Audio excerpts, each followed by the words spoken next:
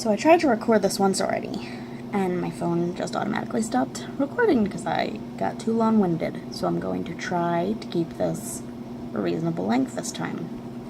So I went a little nutso with book shopping.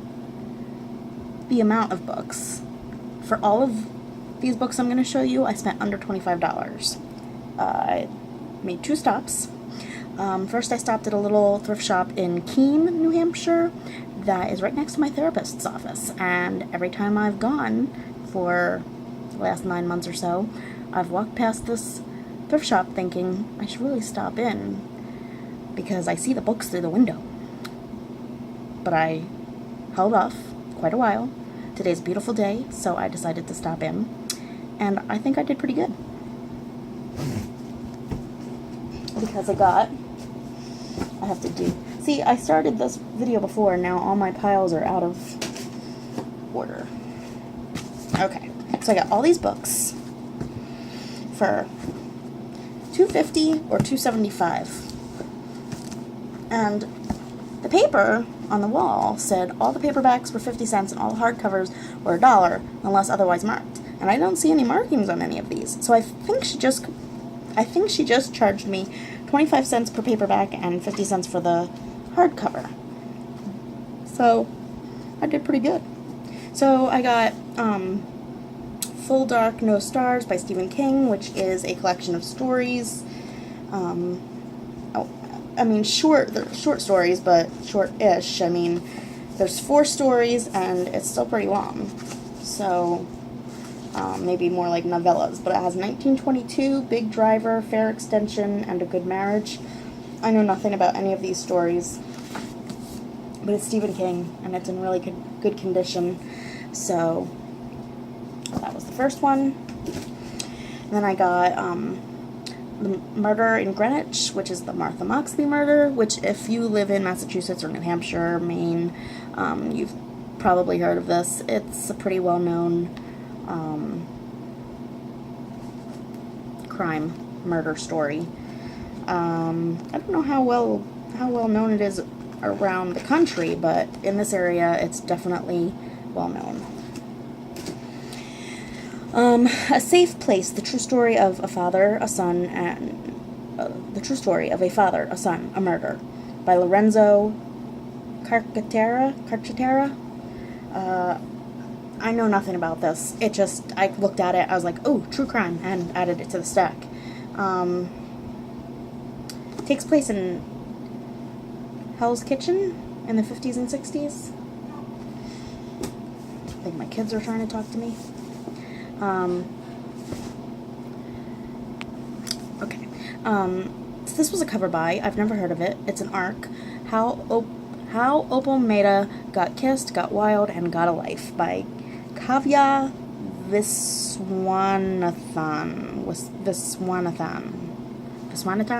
I'm sorry. I have no idea. So this just looked like fun. Fault in Our Stars, which I've never read or seen the movie, and I'm tired of holding off. I need to read that because it's amazing that I've gone this long without spoilers. She's Come Undone by Wally Lamb. I read a long time ago. I enjoyed it. I don't own it anymore, so I want to own it and eventually reread it. Another arc, The Story of a Beautiful Girl by Rachel Simon. I love the cover, and it sounds really interesting. I'm not really going to talk much about what these books are about because there's just too many books to go over. What Alice Forgot by Leanne Moriarty. I read Big Little Lies recently. I heard good things about this book, so I picked it up. Okay, so those are all the ones from that thrift shop. Then I went to Goodwill, and that's where I really went crazy. And my whole excuse for going was that I had a gift card with $4 left on it from a recent return, and then I forgot to use the gift card when I paid for my first haul of lots of books. So then I went back in and picked up 2 more books so I could use the gift card for $4. Yeah. Okay. Alright, so, Agatha Christie, Death on the Nile, and all these stickers come off really easily. I just didn't want to take the time to do it before recording, but they come off really easily and they don't leave any residue, so that makes me happy. Another true crime, A Death in Belmont, which also happened in Massachusetts in 1963. Yeah, I'm going through a true crime thing. Call Waiting by R.L. Stine. I think I remember that I read this one when I was in probably junior high, and I just want to reread some of R.L. Stine's books. I never read the Goosebumps series. I was more of the Fear Street, and I think Goosebumps, he started writing those after I was already at the age level of reading Fear Street, so, or older, so, yeah. So I just wanted to reread some of his kind of tween, teen horror stories. You Should Have Known by Jean Hamph Corlitz. I know nothing about it. This was a cover by. It looks and sounds cool. Random Family by Adrienne Nicole LeBlanc. So when I got this home and I was originally recording this video, I was reading over the back a little closer than I did at the store, and I'm thinking this might be problematic. First of all, I thought it was nonfiction, and it's fiction, and I think, yeah, it was written by a white woman, and some of the language used on the back makes me a little uncertain. It talks about ghetto and gangsta glamour. I don't know what I was thinking. When I originally looked over this real quick at the store, I thought it was nonfiction, and I don't know what I was thinking, but I just didn't realize quite that it might be problematic. But it was only 50 cents, so I'm not going to worry about it. I can always return it and get 50-cent credit. But yeah, if you know anything about this book, let me know in the comments. I'll have to look into it a little bit, see if I want to read it. Then I got 2 Chris Bohjalian books for 50 cents each. The Buffalo Soldiers, which I'm pretty sure I read a while back, but I really don't remember much about it. And it's an autographed copy. So I picked that up, and The Double Bind by him, which I have not read. The Abstinence Teacher. This was also 50 cents by Tom Perrotta. It says on the back that this is satire. It sounds like it's like satirical about our American society's way of dealing with sex and teenagers. We talked about those. Okay. Skinny by Donna Cooner. This, I think, is YA and has something to do with a teenage girl and her body image issues.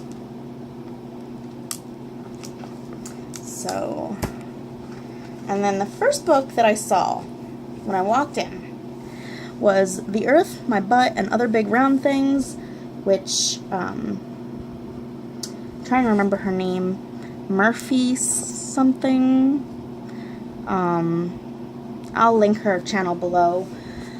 She just posted a video where she thinks it was a haul, and she hauled this. It was, her cover's prettier, but it was a book she had already read, and it sounds really good. It sounds like something I'll really enjoy. It's another YA about a girl with body image issues. She's plus size, and it sounds like her parents are not very positive and encouraging. So pick that up.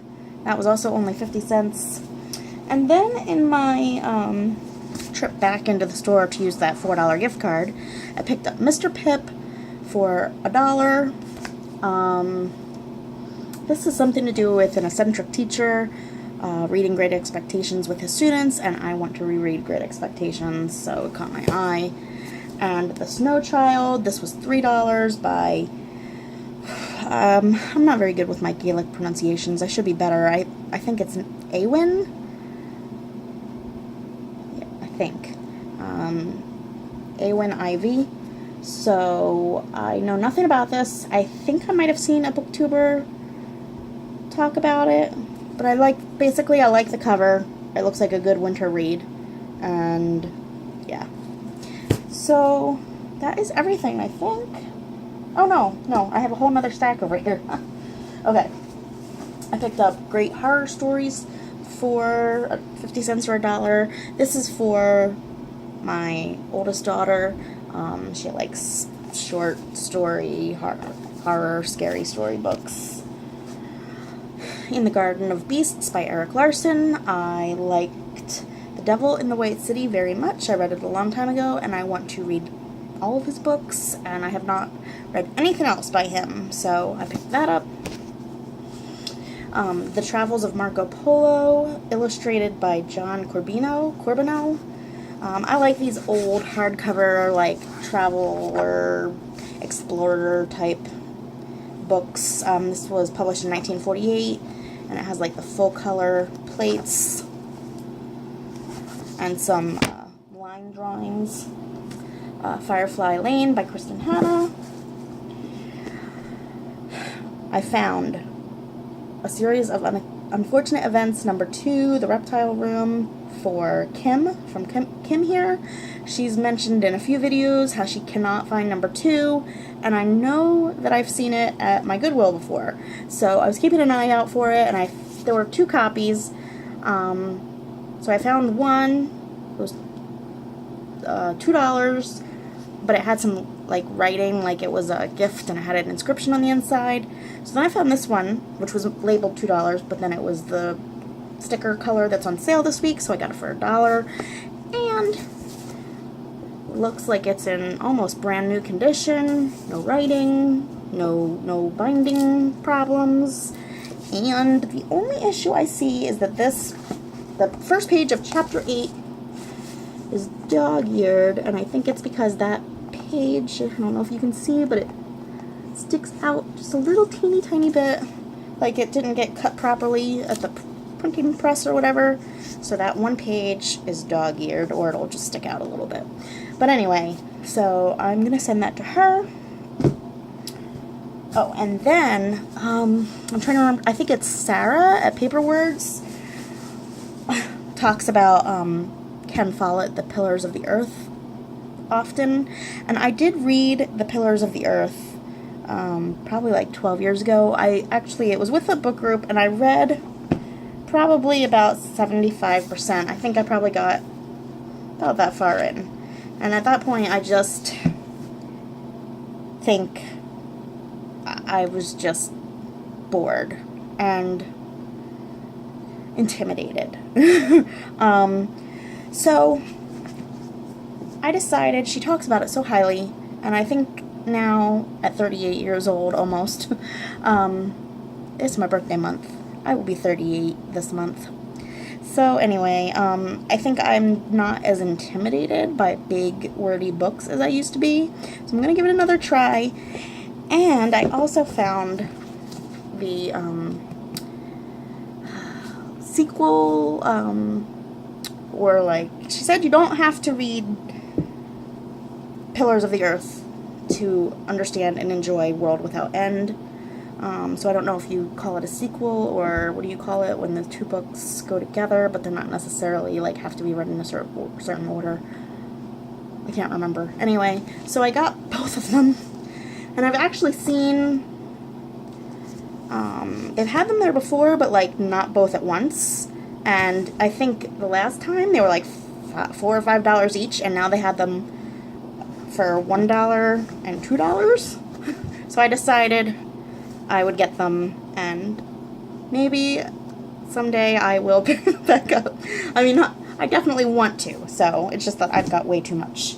Okay, now that is everything, and I'm not going to even attempt to do a pile of everything. Let's see how high I can get it.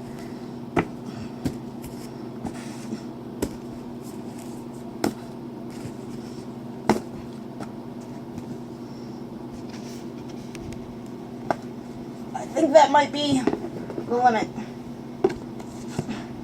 Can you even see me anymore? Probably not. Ugh. Okay. Alright. So that's a lot of books. Don't tell my husband. Alright. See you next time.